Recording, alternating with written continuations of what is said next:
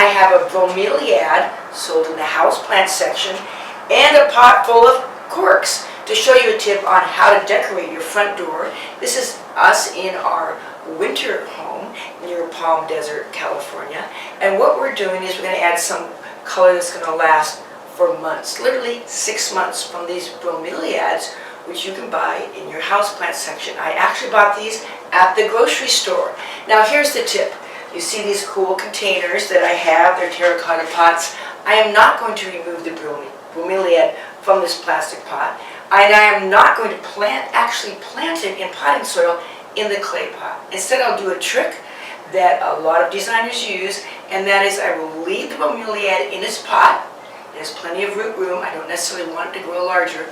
I'm simply going to set it down into the clay pot. It already has another plastic pot in the bottom to kind of give it height. And then, because I don't want to look at that rim of that plastic pot, I'm going to use wine corks. Wine corks are going to be used to cover the rim of that plastic pot. The other thing that these wine corks are going to do is act as insulation, as a mulch to shade the soil. We're in a very warm climate here. And also when I go to water, the water will go right through the corks, allowing the water to reach the soil. When you grow bromeliad, however, the watering tip is water into the cup of the plant between the leaves rather than the soil.